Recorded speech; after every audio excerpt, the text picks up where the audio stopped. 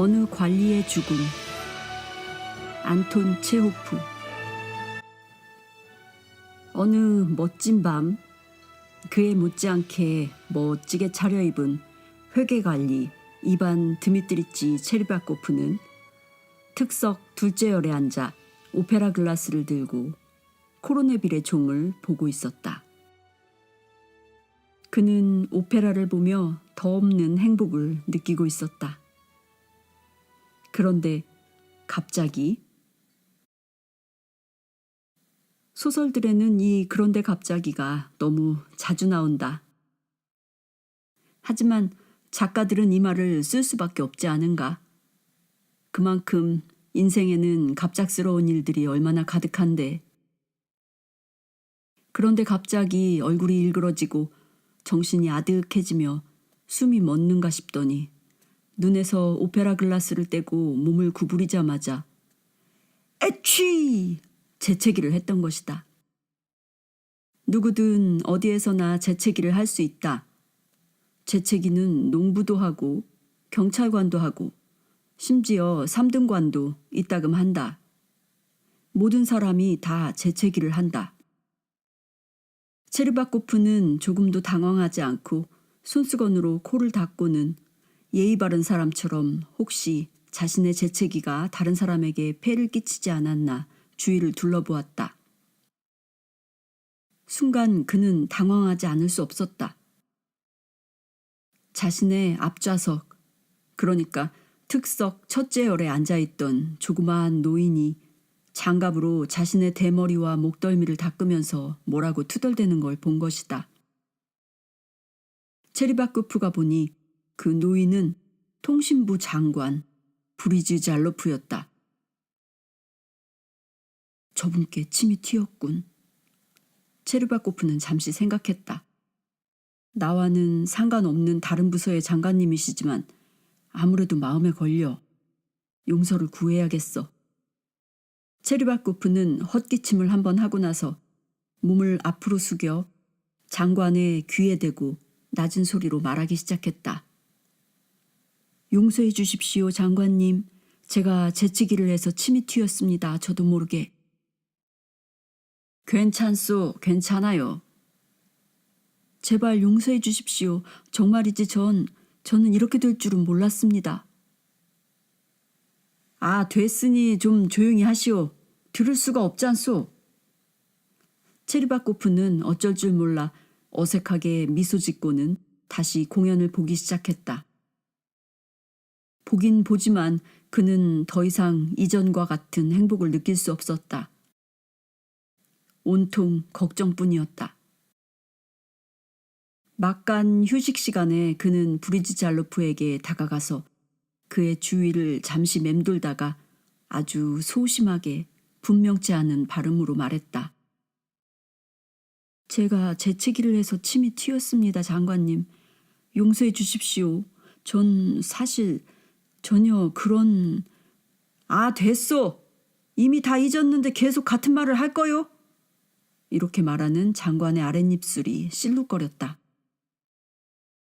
잊었다고 하시지만 그분의 눈은 화가 나 있어. 체르바코프는 걱정스레 장관을 힐끔힐끔 쳐다보며 생각했다. 나에겐 말도 하시기 싫은 거야. 하지만 일부러 그런 게 절대 아니라고. 그건 자연현상이라고 말씀드려야 할 텐데 그렇지 않으면 내가 침을 뱉으려 일부러 그랬다고 생각하실 거야. 지금 당장은 그렇게 생각하시지 않더라도 나중엔 그렇게 생각하실 거야. 집에 돌아와 체르바코프는 아내에게 자신이 범한 결례를 이야기했다.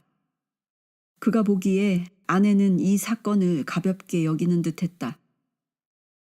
물론 아내도 처음에는 놀랐으나 브리즈 잘로프가 다른 부서의 장관이라는 걸 알고 나서는 안심했다.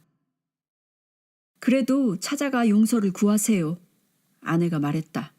그분이 당신을 처신도 제대로 못하는 사람이라고 생각할지 모르니까. 그래, 바로 그거야. 난 용서를 구하려 했지만 그분은 왠지 이상하게도 그에 대한 말은 한마디도 하지 않았어. 게다가 차분히 말할 시간도 없었지. 다음 날 체르바코프는 새 제복을 차려입고 이발까지 한 다음 브리즈잘로프에게 해명하러 갔다. 장관 접견실에 들어갔더니 거기엔 많은 민원인들이 있었고 장관은 그 가운데서 민원을 처리하고 있었다. 몇 명의 민원인을 접견하고 난 장관이 체르바코프에게 시선을 돌렸다. 어제 아르카지아 극장에서 기억하시지요, 장관님? 회계관리가 말을 꺼냈다. 제가 저기 재채기를 해서 뜻하지 않게 침이 튀어 뭐야 이건? 무슨 소리를 하는 거야? 다음! 당신은 무슨 일 때문이요? 장관은 다음 민원인을 향해 물었다. 나에겐 말도 하시기 싫은 거야. 체르바코프가 새파랗게 질려 생각했다. 화가 나신 게 분명해. 그렇다면 가만히 있으면 안 돼. 해명해야겠어.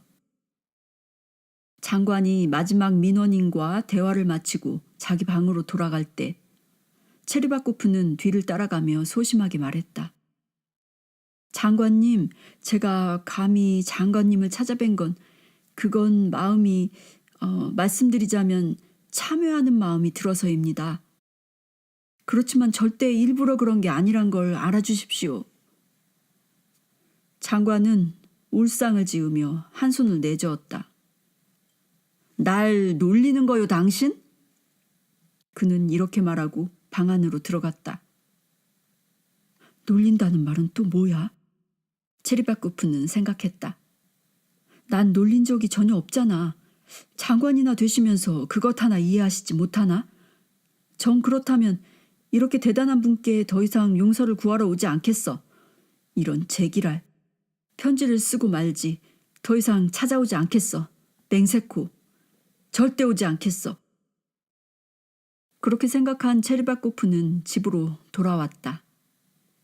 그렇지만 그는 장관에게 편지를 쓰지 못했다. 생각하고 생각했지만 편지에 쓸 말을 생각해내지 못한 것이다. 다음 날 그는 또 해명하러 찾아갈 수밖에 없었다. 제가 어제 찾아뵈었던 건 장관님. 장관이 무슨 일이 나는 듯 쳐다보았을 때 그는 소심하게 말하기 시작했다. 장관님께서 말씀하신 것처럼 장관님을 놀릴 생각이 있었던 건 결코 아닙니다. 전 단지 재채기를 하는 바람에 침이 튀어서 그걸 사죄드리려 했던 것뿐입니다. 놀리다니요. 전 전혀 그럴 생각이 아니었습니다.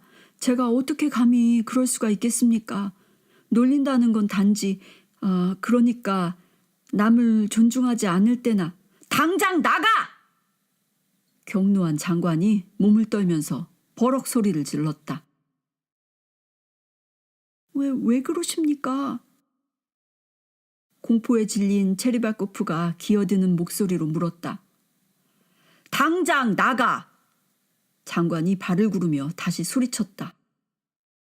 체르바코프의 뱃속에서 뭔가 끊어졌다. 아무것도 보지 못하고 아무 소리도 듣지 못하고 그는 뒷걸음쳐 거리로 나와 간신히 걸었다. 기계적으로 집에 도착해 제복도 벗지 않고 그는 소파에 누웠다. 그리고 죽었다.